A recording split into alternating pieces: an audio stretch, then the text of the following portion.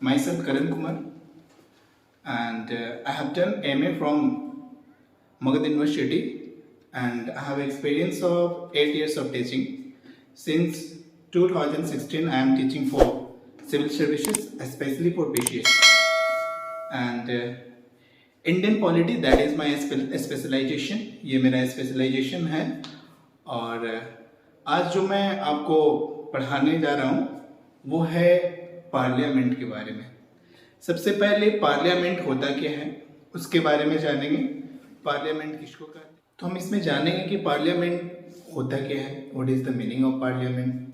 Parliament में कौन कौन से बॉडी मिलकर पार्लियामेंट का निर्माण हुआ है, इसके बारे में हम लोग डिटेल्स में जानेंगे. कुछ इंपॉर्टेंट आर्टिकल्स के बारे में भी डिस्कस करेंगे. तो स्टार्ट करते हैं हम लोग. पार्लियामेंट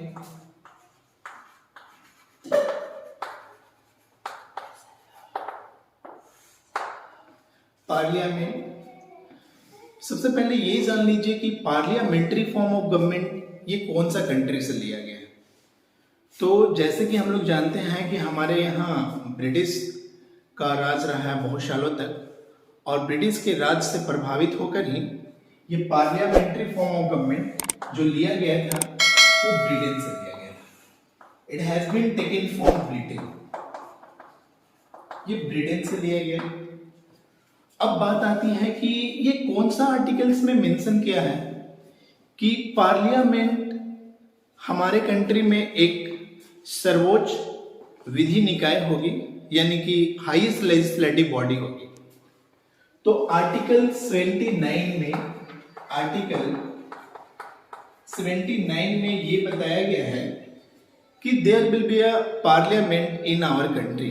हमारे कंट्री में एक पार्लियामेंट होगा और वो आर्टिकल 79 में मेंशन किया गया है.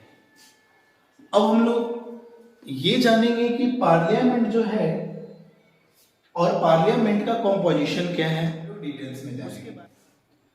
तो अभी मैं बताया कि parliament is the highest legislative body which consist of Lok Sabha,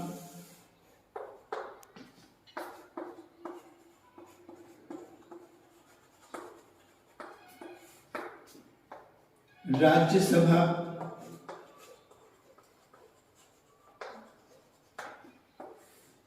and the president. ये दो हाउसेस और प्रेसिडेंट ये मिलकर पार्लियामेंट का निर्माण किया गया है. अब देखते हैं हम लोग कि ये लोकसभा क्या आता है और राज्यसभा क्या होता है.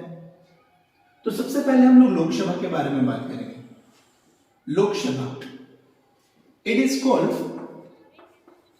हाउस ऑफ द पीपल,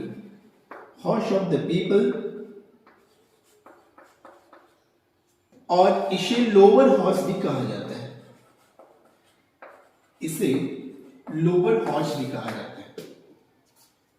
अब यहां पे क्वेश्चन ये है कि पार्लियामेंट कौन से आर्टिकल में,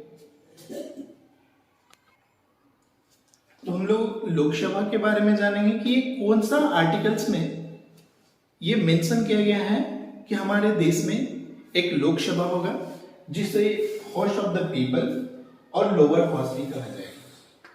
तो ये आर्टिकल 81 में, यानी कि अनुच्छेद 81 में ये मेंशन किया गया है कि हमारे देश में लोकसभा होगा जिसे हाउस ऑफ द पीपल और लोअर हाउस के नाम से जाना जाएगा. तो लोकसभा का भी हम लोग कंपोजिशन जानेंगे कि ये लोकसभा कैसे बना है, इसका संरचना क्या है, उसके बारे में डिटेल्स जानेंगे. लोकसभा का कंपोजिशन का जो क्राइटेरिया है वो है मैक्सिमम सीट्स. इसमें जो मैक्सिमम सीट्स होता है वो होता है 552. इसका मैक्सिमम सीट्स 552 है, जिसमें से स्टेट से अगर बात की जाए तो 530 है. यूनियन टेरिटरी से बात किया जाए तो 20 है. और यदि बात कर लिया जाए एंग्लो इंडियन, यानी एंग्लो इंडियन हम किसे कहेंगे ये जान लीजिए। एंग्लो इंडियन का मतलब होता है कि वैसे फैमिली जिसमें से एक जो है वो विदेशी हो और एक जो है वो भारत का निवासी हो, तो उनके ऑफ स्प्रिंग्स के यानी उनके बच्चों को हम लोग एंग्लो इंडियंस कहते हैं।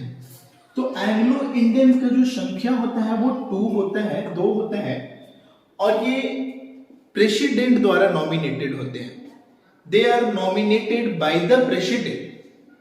लेकिन आप लोग ये भी जानते हो कि एंग्लो इंडियन का जो प्रोसीजर था उसे हटा दिया गया है अकॉर्डिंग टू द अमेंडमेंट, यानी कि 104 संशोधन के तहत, 104 संशोधन के तहत, यानी अमेंडमेंट नंबर 104 यानी 104 के तहत एंग्लो इंडियन को हटा दिया गया। ठीक है, ये तो हम लोग देख लिए लोकसभा का कंपोजिशन के बारे में। अब हम चलते हैं राज्यसभा की ओर। राज्यसभा क्या है उसके बारे में जान लेते हैं।